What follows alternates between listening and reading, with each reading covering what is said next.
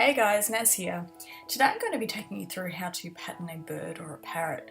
I had a fair few requests for this and I thought it would be something a bit different and fun to take you guys through.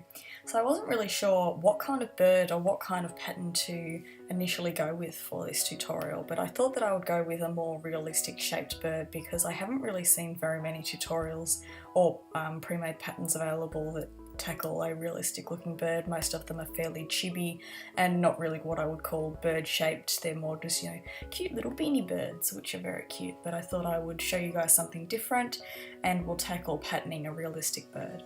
Now I'm going to be showing you how to make a pattern based on this macaw, but you can apply this pattern making technique to pretty much any bird. Maybe not ones like a swan or something with crazy necks, but anything with a general parrot shape or something like a cockatiel or a budgie. Any of those should be totally fine when using this pattern making technique. So I did something a bit different this time. I actually went ahead and I made and tested the pattern for you guys before I recorded this section of the tutorial because I wanted to give you guys the finished pattern that I knew worked, that I knew looked fairly good, that I had tested. So here is the final pattern that I came up with, and this is the pattern that I'll be attaching as both a PDF and a PSD for you guys. I'll clean it up a little bit before I save those files out, but this is what the final pattern looks like. And now I'm going to be taking you through how I came up with this pattern. I did have to test it a couple of times as I was going because I haven't made a whole lot of bird patterns, so I wanted to go along and really make sure that it looked good for you guys before I sort of gave you the pattern to go and play with for yourself. So what I've got here is the side view of my macaw. Not a perfect side view, but I took these photos myself, so I figured that I may as well use them. So I go ahead and find a profile picture of the kind of bird that you want to pattern. So in this case I'm going with this rainbow macaw. So I've also got a couple of pictures of him in three-quarter view, in front view, the top of his head, things like that, just to give a better idea of what his shape is going to be like. So if I reduce the opacity down of these images, I'll go over them and I'll show you roughly my thought process when making this pattern. So I wanted to make a pattern where the body and the head were all incorporated into one piece. I didn't want to make things too difficult with making a whole separate head pattern. So what I ended up doing is I broke down the pattern into a few pieces. So I'm keeping the beak separate for now. You can see that the macaw is kind of, I don't even know what you would call this shape for the side. It's just, this is the general silhouette of his body here, not looking at his wings or his tail. And you can see how this looks here. It's like an elongated shape with a point at the end. So that's going to be one of our pieces. And then that is also going to have the beak attached to it. Very good drawing of a beak. So then what we need to do is we need to work out where we're going to put our gussets, and the gussets are the strips of fabric that are going to go between our two side pieces. So we're going to have two of these, both mirrored image, and then we're going to have some gussets running between those to give it a bit of width. Now this is where our front images come into play. You can see where the width is on this macaw, and you can see that he has a very sort of rounded head at the top. So I'm going to be incorporating that pattern into the top to make a sort of top gusset, and that's going to taper down here. And this is this pattern piece that you can see here, so I'll go through how to pattern that in a minute. And we also have some width in his little belly, so that's going to go starting just under his chin and sort of wrapped down here down to the tail. So we're going to have that, that large piece, which is this pattern piece here. And then we have other little bits and pieces which aren't very difficult to pattern. We have his central leg and central claw, and then his two side toes, which are patterned separately. We have the tail and we have the wings, which aren't too difficult to pattern, but I'll show you guys that a little bit later. So to start off making this pattern, I'm going to go ahead and I'm going to trace that side piece that we talked about to start with, and I'm also going to incorporate the beak into that in a minute. You don't want to essentially go all the way up to the top of the silhouette here, because that gusset at the top is actually going to puff out a little bit and give us both the width at the top of the head, but it's also going to dome with the stuffing. So you don't want to make your side pieces go all the way to the top of that silhouette.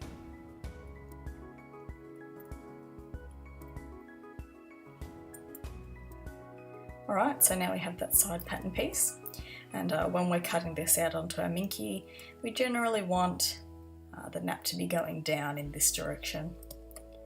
So now I'll go ahead and I'll draw the beak in there. I'm just tracing the beak. Now one thing that I like to do, you'll see we have sort of the point of this beak here. When you transfer this onto minky fabric and you cut out all your excess seam allowance, what it's going to want to do with this tip of the beak here is it's going to want to pull it inwards.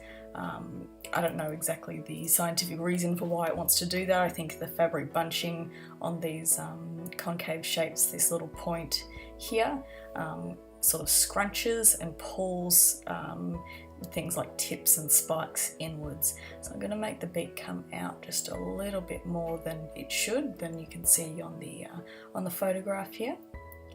And then I'm just going to finish drawing the rest of the beak. And you can put a little reference line, a little reference mark here for when you're sewing the beak. You know, you might want to do a different colour to the body. I did my body in yellow and my beak in sort of a dark grey. So you're going to be sewing this seam here together with the two different colours. So I just put that little mark there to say, okay, this is where I'm going to pin the top of the beak and this is where the bottom of the beak is going to go. So the next thing we need to do is we need to work out where we're going to put our gussets, and as I mentioned before, we're going to have one that goes round about from here to here, which will cover the width of the head and taper down into a point, so that when we are sewing this seam of the back together, that point is going to naturally flow and allow us to go into that single seam. So what I like to do, and you guys, if you've watched me pattern before, will know that I'm going to go and mark in some key points on this pattern, and then we're going to use those points to create our gusset. So point 1 is going to be at the tip of the beak here. Point 2, this will be the last point. I should probably go ahead and mark the first and last points first.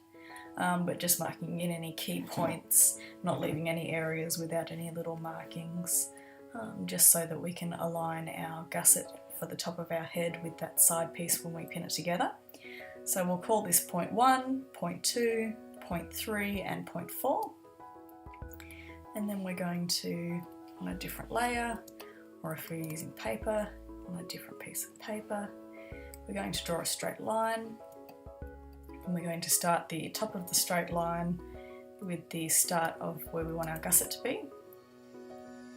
And we're just going to rotate it along that seam line for the top of our head until we reach our markers, and then we're going to draw them in. And this is essentially just like taking a measuring tape and measuring how long each of those points across that curved line are, and then drawing them onto a straight line. So I'll just make this a little bit longer.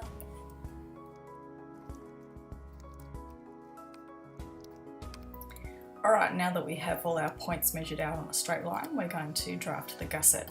And the gusset, if we go over to this reference image here, is going to look something like this, this being the start point of where our beak meets the top of the face, and it is going to sort of curve around the back and then go down to a point. So what I did when I was patterning this guy here is I went in and put in half of what I want the gusset to look like approximately. I'm just guessing roughly how wide I would like the top of that head to be. And again, only drawing half of this gusset because we're going to be flipping it over so it's symmetrical.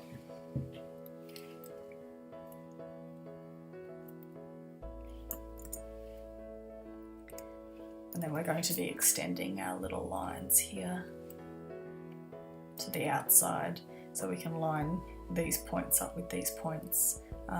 As I have mentioned in my past patterning videos, this line may not be exactly the same as this line, but generally they are close enough that it is really not going to affect your pattern as long as you line those points up and then pin between each of those points.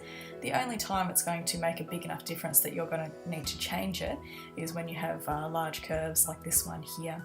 So this line here is definitely going to be longer than this one here.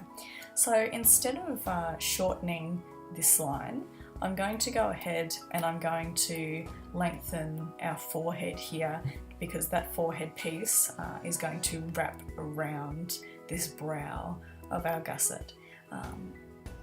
So what I'm going to do is I'm just going to move that beak out of the way, extend this top piece, and then just double check that it matches the length of this section here. So this is an example of using the known shape of the final gusset to dictate your side piece, rather than using the side piece to dictate exactly the length of your gusset or the lines on your gusset.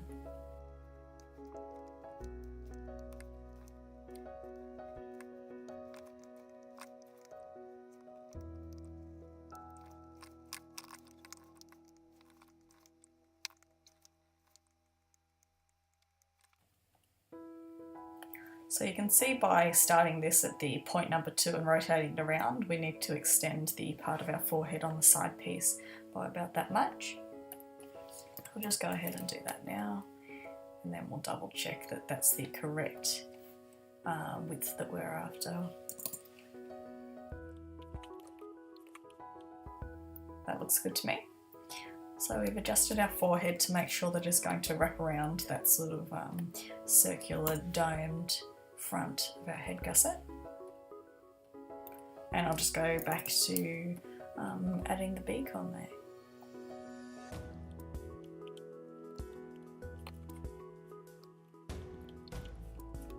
So that's our side piece and our top head gusset patterned.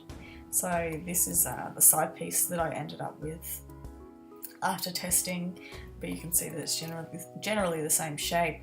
I've also tapered that top of that headpiece a little bit more, but that's roughly how I went about it.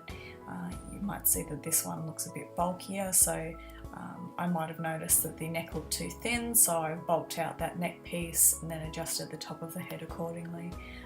But you can either choose to make your own pattern from scratch and refine it, or you can use this pre-made pattern that has already been tested, and you guys will see the results of what that pattern looks like at the end. So now we have to pattern our belly gusset, which is this piece here, and that is the strip of fabric that is going to run from just under the chin and all the way down to the bottom of the tail, and that's going to give us the width of our little macaw tummy here.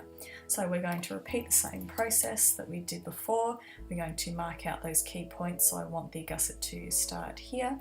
I want it to end at the bottom of the where the tail starts here, or where the body ends, and then I'm just going to add a few marker points.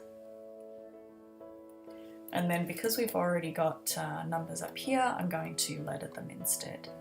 A, B, C, D, E, F. And again, we're just going to make a very long straight line for our belly gusset, and we're going to rotate it along this line here, marking in all of our key points, and then we're going to use that information to create the width of our final gusset.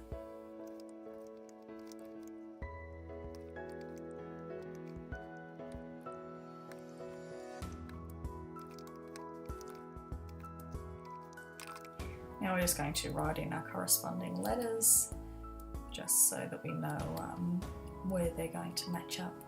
A, B, C, D, E, F. Now we're going to have a single seam going from A all the way around the beak and up to the top of the beak, and we're also going to have a single seam running along the back to the end of this point. So there is no width at the start and end of this gusset, so it's going to be starting and ending in a point so that it can transition into those straight seams with just one piece on each side. So what we're going to do is we're just essentially going to make the simplest gusset possible. We're going to look at roughly where should the widest point be. The widest point in this macaw's belly is probably going to be between B and C. So we're just going to mark that in here. And I'm just marking half, as I mentioned before, because we're going to mirror this later so that it's perfectly symmetrical. We're going to start at 0 width for point A. We're going to come out a bit to the widest point of our gusset. Now I usually just guess how wide I want the gusset to be. It gets easier to guess the more experience that you have, but you can use what I've done here as a guide. Just don't go extremely wide because you are going to have your nap going down, and that means the minky is going to be stretching wider horizontally. So I'm just going to mirror image that, and I'm going to draw out our little points outwards. And here's our final gusset.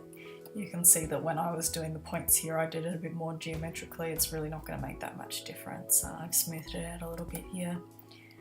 But you can see that point A is going to line up with point A, you're going to pin point B to point B, point C to point C, etc, etc. And this piece is going to sit between your two side pieces. So our pattern's nearly done. The next sort of medium difficulty thing we're going to pattern now is the legs. I've done a whole tutorial on patterning bird talons, but I'll just very quickly go through it here. So we're going to, it's the base of the leg and the middle of the toes is going to essentially just be one piece. It's not very hard to pattern. I'm just going to eyeball it roughly.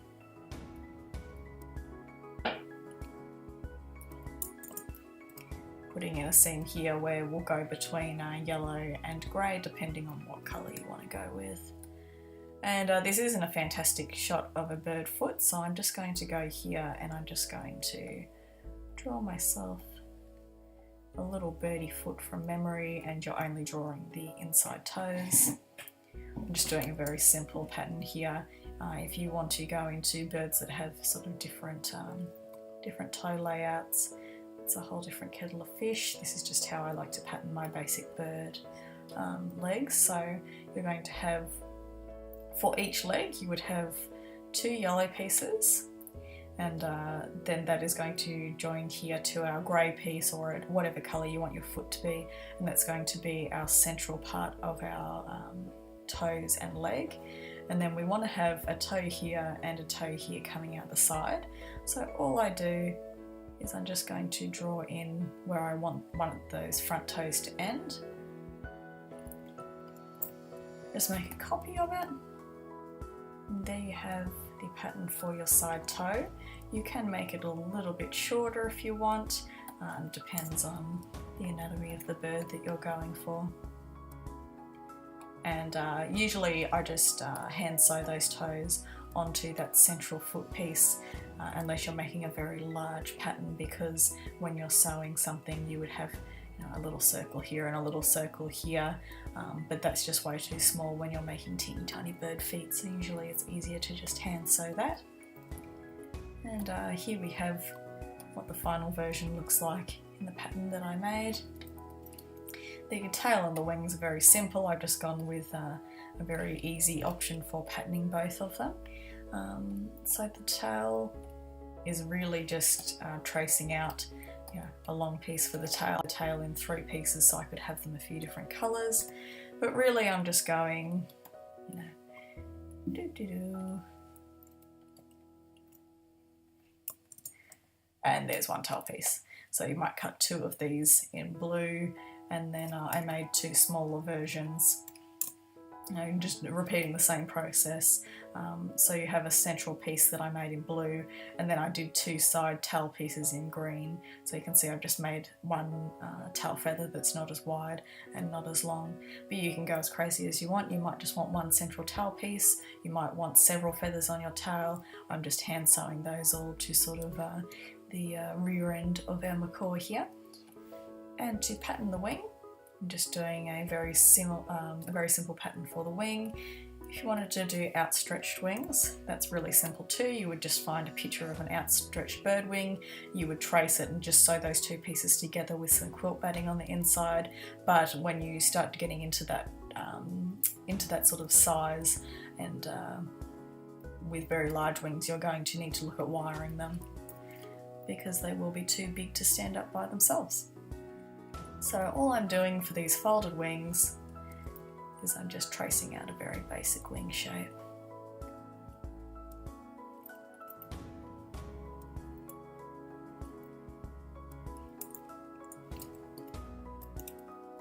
Now I just sewed these wings very plainly. I didn't add any sort of feathered detail, but you could, just like the tail, you could pattern some feathers to go down here and then pattern more feathers up here, or you could do some satin stitching and you could do some little feather satin stitch lines, or even a straight stitch and just draw in, using your straight stitch, draw in some feather lines. Just depends on how crazy you want to go.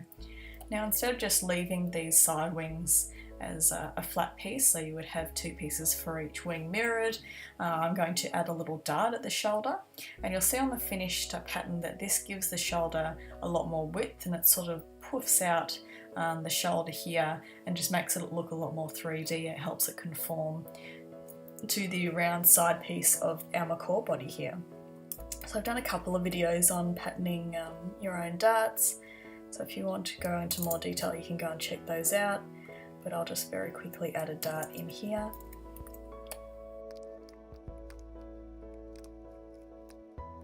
And there you have your finished wing pattern. So I'll show you guys as I sew it along in a second that you're going to add some stiff quilt batting in the wings and the tail pieces, just because they are so long and they are flat pieces. You're going to get a much nicer result if you put some quilt batting in there to stiffen them up a little bit.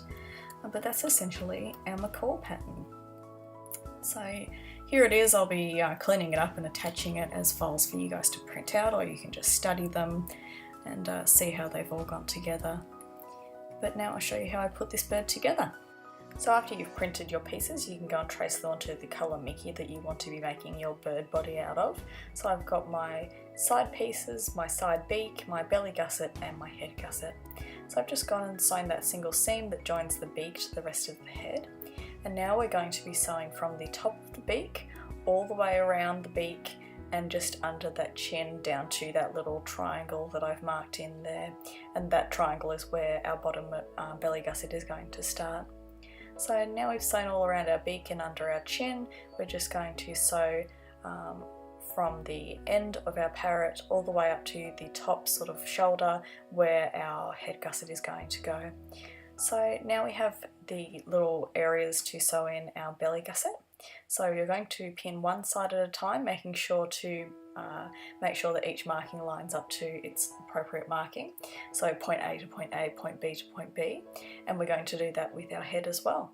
So you're just going to pin one side at a time and sew that side. It's easier than sewing both at once because you're going to get sort of bits overlapping each other. It's easier to just pin one half, sew that, cut the excess seam allowance, pin the other side, and then sew that.